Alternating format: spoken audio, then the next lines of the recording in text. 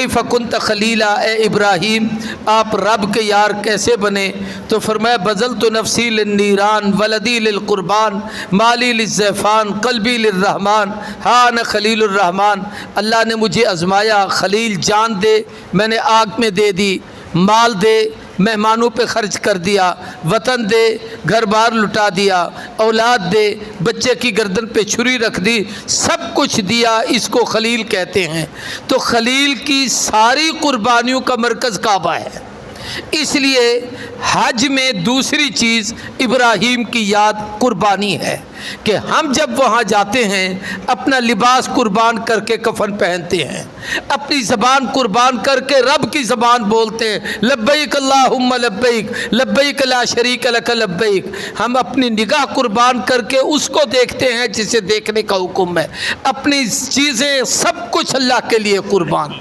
तीसरी चीज़ हज में जनाब नबी करीम सल्लल्लाहु अलैहि वसल्लम की दावत व तबलीग और दीन इस्लाम है, जो आपने हज्जतुल विदा के खुतबे में ख़िताब करके हम सब को इज्तिमाई ज़िंदगी गुजारने का ज़ाब्ता और उसूल सिखाया था। अब जब हज से फ़ारिग हो गए तो अब अगर वहाँ पर कोई चीज़ ख़रीदो फ़रोख्त करते हो, जैसे हमारे यहाँ लोग जाते हैं और उनकी आदत है जा नमाज ले ली, तस्बीहें ले ली, मुसल्ला ले लिया, जैतून अच्छा मिलता है वो ले लिया, खजूरें ले ली, अजवा ले ली, तो अब ये कोई तकवा नहीं कि आदमी हो मैं तो जैसे आया हूँ वैसे ही जाऊँगा, बस इन 3 कपड़ों के साथ आया था ऐसे ही जाऊँगा, कुछ नहीं लेके जाता। फरमाया अगर अल्लाह ने तौफीक दी है या कोई तुम्हारी खिदमत करता है और तुम्हें कुछ दे देता है तो ये शरन कोई ऐब नहीं, लेना भी जायज़ है, साथ लेके जाना भी जायज़ है, लेके आना भी जायज़ है। हिन्नल हज फला रफसा वला फुसूक वला जिदाल फिल हज वमा तफ़अलू मिन खैरिन यअलमुहुल्लाह वतज़व्वदू फ़इन्न खैरज़्ज़ादि तक़वा वत्तक़ून या उलिल अलबाब। सदक़ल्लाहुल अज़ीम। अल्लाहुम्मा सल्लि अला सय्यिदना व मौलाना मुहम्मदिन व अला आलि सय्यिदना व मौलाना मुहम्मदिन व बारिक वसल्लिम। सफ़ा 35 है, नामा रुकू शुरू हो रहा है, उसकी पहली आयत की तिलावत की है। कुरान मजीद की इस सूरह बकरा के दूसरे पारे में शरीयत के मुख्तलिफ़ अहकामात और मसाइल चल रहे हैं। उनमें बिलखुसूस अरकान इस्लाम नमाज के मसाइल आए, फिर उसके बाद ज़कात के भी आए, रोज़े के तफसील से एक रकू आया है। हज की कुछ बातें पिछले दर्स में थीं, कुछ इस सबक में हैं, कुछ इससे अगले सबक में आएंगी। हज अरकान इस्लाम में चौथा बल्कि 5वां और आखिरी रुकन है। बुनियल इस्लाम अला खमसिन, हुजूर ने फरमाया इस्लाम की बुनियाद 5 चीज़ों पर है। कलमा तय्यब ला इलाहा इल्लल्लाह मुहम्मदुर रसूलुल्लाह, फिर उसके बाद नमाज, फिर आतुज़ ज़कात ज़कात अदा करना, तीसरे नंबर पर चौथे नंबर पे फरमाया रमज़ानुल मुबारक के रोज़े रखना, और आखिरी नंबर पर काबतुल्लाह का हज करना। हज के लिए यहाँ पर कुछ मसाइल बयान किए जा रहे हैं। पहली चीज़ तो यह है कि हज कहते किसको हैं। हज का लफ्ज़ी या लुग़वी माना है, हज का माना है इरादा करना। वैसे तो हर इबादत इरादे के बग़ैर मुमकिन नहीं है।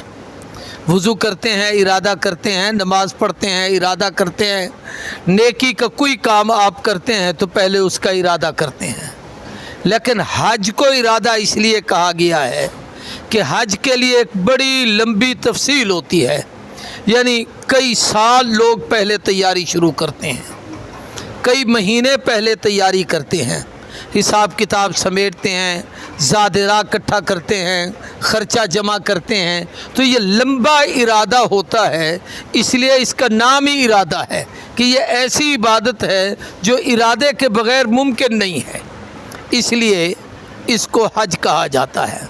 हज के लिए अल्लाह तबारक व तआला ने मक्कतुल मुकरमा के चंद मुक़द्दस मकामात का इंतखाब किया, उसकी सबसे पहली वजह तो ये है कि मक्कतुल मुकरमा जनाब नबी करीम सल्लल्लाहु अलैहि वसल्लम का मौलिद है।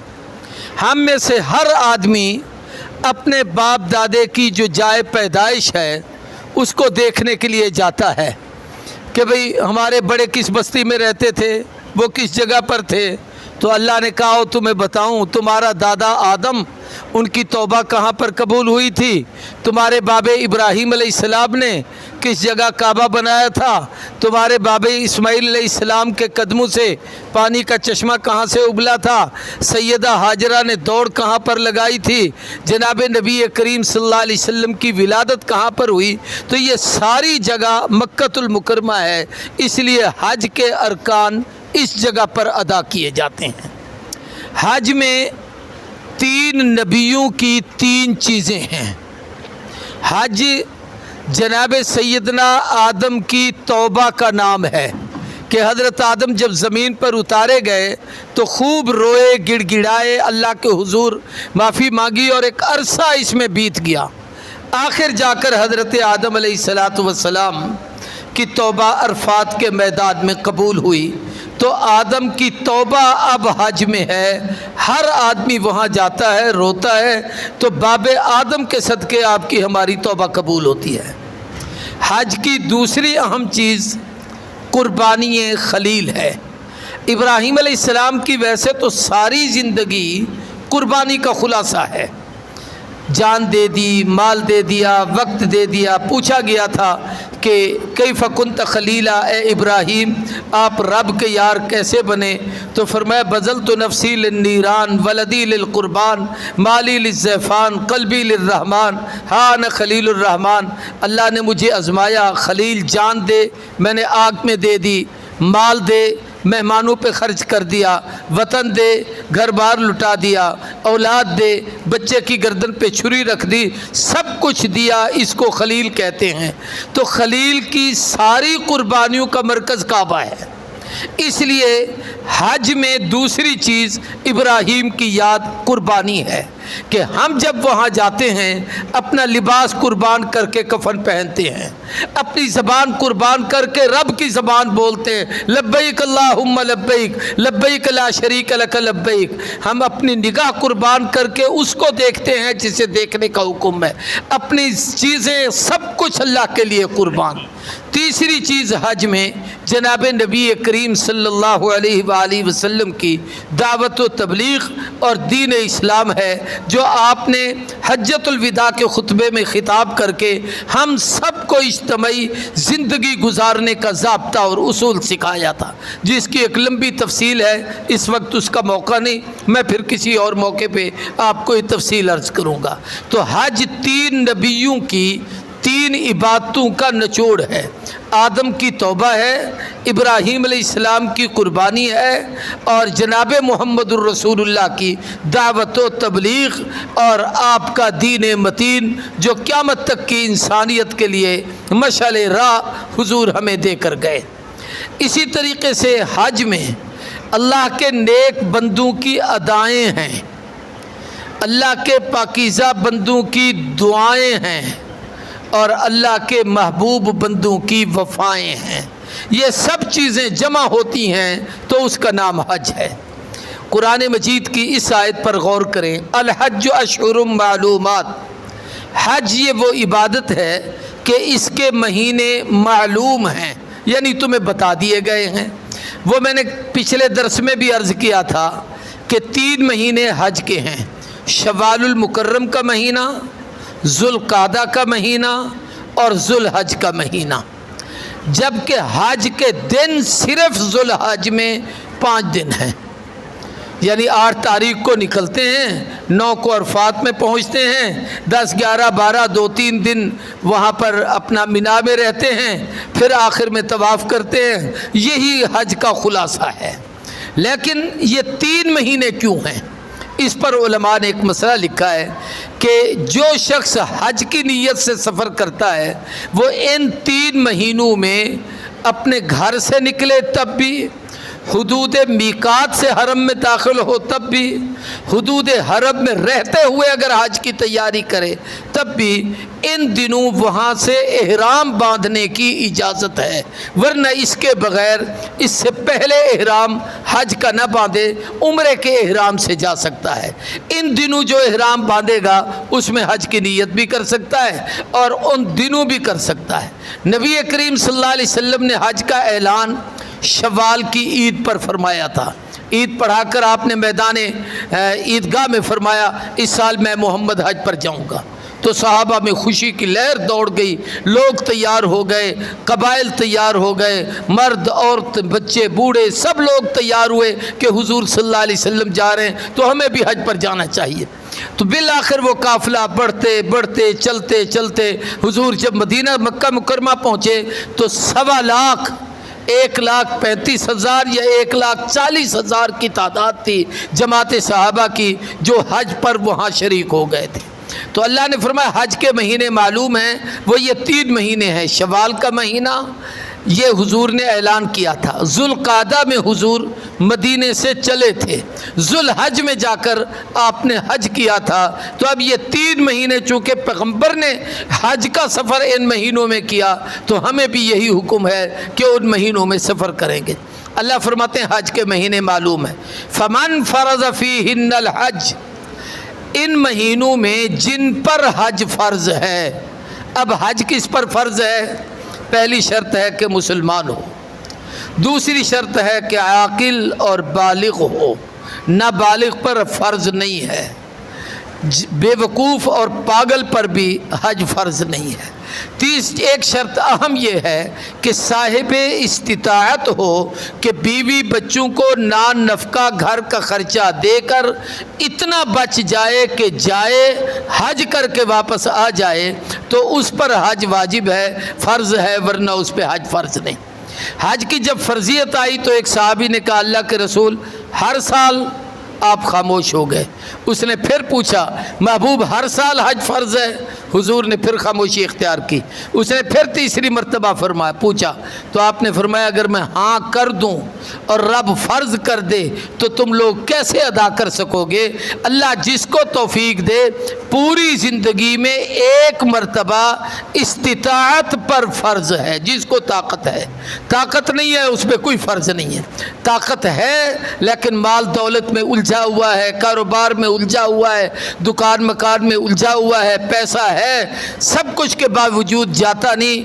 تو حدیث میں آتا ہے کہ جس کو طاقت ہو اور حج نہ کرے فلیس علی اللہ حاجت، خدا کو اس کی کوئی ضرورت نہیں ان یموت یہودیا او نصرانیہ، یہودی ہو کے مرے یا عیسائی ہو کے مرے۔ تو حج کے لیے استطاعت، دولت اور پیسے کا ہونا ضروری ہے۔ ہمارے ایک استاد تھے وہ اس پر ایک تقریر کرتے تھے بڑی لمبی چوڑی کہ دولت اللہ کی بڑی نعمت ہے۔ ہمارے ہاں بعض دفعہ لوگ دولت مند لوگوں کو گالیاں دیتے، اے دنیا دار ہیں جی، بڑے کمینے لوگ ہیں جی، بڑے نہیں۔ دولت نعمت ہے، دولت ہے تو زکوٰۃ ہے، دولت ہے تو حج فرض ہے، دولت ہے تو صدقۃ الفطر ضروری ہے، دولت ہے تو قربانی ذمہ ہے، دولت ہے تو تم جناب عشر دیتے ہو، دولت ہے تو زکوٰۃ دیتے ہو، دولت ہے تو حج کرتے ہو، دولت ہے تو مسجد بناتے ہو، دولت ہے تو جناب آپ کی درسگاہیں چل رہی ہیں۔ اگر یہ پیسہ نہ ہو تو یہ کچھ بھی نہ ہو۔ تو اس لیے پیسہ اللہ کی نعمت ہے، شرط یہ ہے کہ اس کو صحیح جگہ پر خرچ کیا جائے۔ تو فرمایا حج کے مہینے معلوم ہیں جس پر حج فرض ہو، اپنا مال ہو، لوگوں سے بھیک نہ مانگے۔ ہمارے ہاں کچھ لوگوں میں رواج ہوتا ہے، خاص طور پر بوڑھی عورتیں، بوڑھے بابے، او جی میں نے حج کا ارادہ کیا ہوا ہے، میرے پاس اسباب نہیں ہے، میرے ساتھ تعاون کریں۔ 5,000 اس نے دے دیا، 4,000 اس نے دے دیا، 10,000 اس نے دے دیا۔ اب لوگوں سے یہ بھیک مانگ رہا ہے جی حج کرنے چاہتا ہوں۔ شرعاً جائز نہیں، سخت گناہ ہے یہ مانگنا۔ جب رب نے ذمہ نہیں لگایا تو خود اپنے ذمہ کیوں لگا رہے؟ پھر اس میں ایک اور مسئلہ ہے، جن سے پیسے لیتے ہو تقریباً لوگ زکوٰۃ دیتے ہیں، مفت میں کوئی کسی کو نہیں دیتا۔ مجھ سے بھی کوئی بھیک مانگے تو میں سوچوں گا میرے پاس کوئی زکوٰۃ بچتی ہے تو اسی میں سے دے دوں۔ ہر آدمی یہی کرتا ہے۔ کسی بھی آپ بڑے آدمی کے پاس چلے جائیں، بعض دفعہ बड़े होकर भी कह देते हैं बस भी हमने जो देना था दे दिया है, हमारे पास कुछ नहीं बचा, हालांकि सब कुछ बचा पड़ा होता है, लेकिन वो वही जो ज़कात थी वो नहीं बची। अब आप जिसको ज़कात दे रहे हैं, एक आदमी ने दी, दूसरे ने दी, तीसरे ने दी, अब उसके पास इतनी इकट्ठा हो गया कि 52 तोले चांदी की कीमत बन गई। हज होता है इस वक्त 6-7 लाख का, और 152 तोले चांदी ये तकरीबन 1.5 लाख में आ जाती है। अब जब वो 1.5 लाख की मालियत का मालिक बन गया, अब अगर किसी से उसने पैसे मांगे तो उसने भी ज़कात दी। अब ये पहले साहिब निसाब हो चुका है कि ज़कात जितना माल इसके पास है, अब ये जो और ऊपर ले रहा है इसका लेना भी हराम है, उसका देना भी हराम है।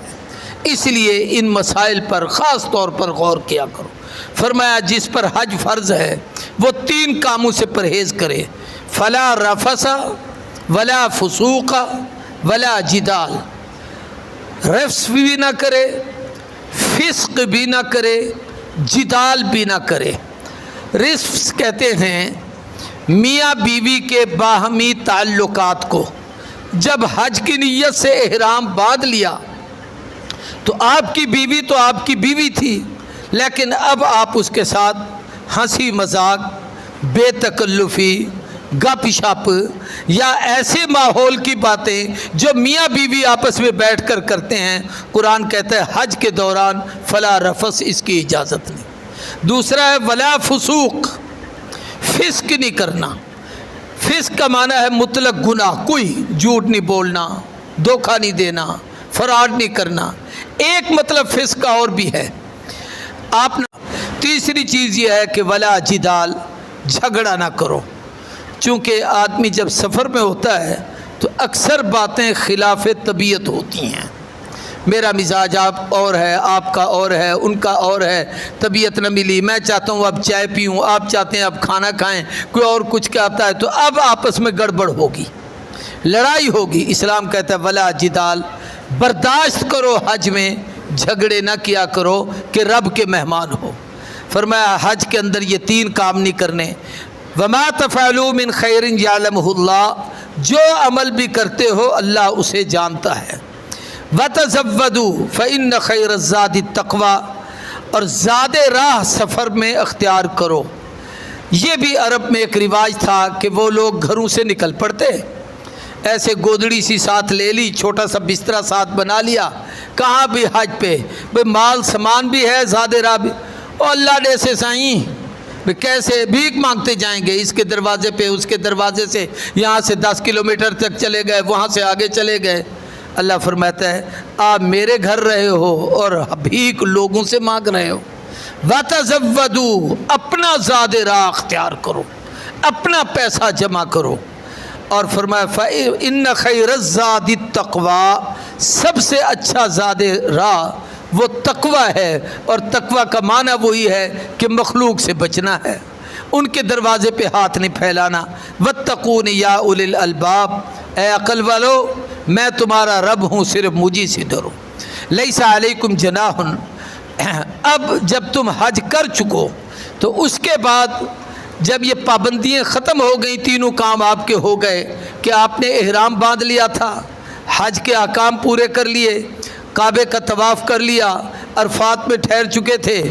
अब जब हज से फारिग हो गए तो अब अगर वहाँ पर कोई चीज़ ख़रीदो फ़रोख्त करते हो, जैसे हमारे यहाँ लोग जाते हैं और उनकी आदत है, जा नमाज ले ली, तस्बीहें ले ली, मुसल्ला ले लिया, जैतून अच्छा मिलता है वो ले लिया, खजूरें ले ली, अजवा ले ली, तो अब ये कोई तकवा नहीं कि आदमी हो मैं तो जैसे आया हूँ वैसे ही जाऊँगा, बस इन 3 कपड़ों के साथ आया था ऐसे ही जाऊँगा, कुछ नहीं लेके जाता। फरमाया अगर अल्लाह ने तौफीक दी है या कोई तुम्हारी खिदमत करता है और तुम्हें कुछ दे देता है तो ये शरन कोई ऐब नहीं, लेना भी जायज़ है, साथ लेके जाना भी जायज़ है, लेके आना भी जायज़ है।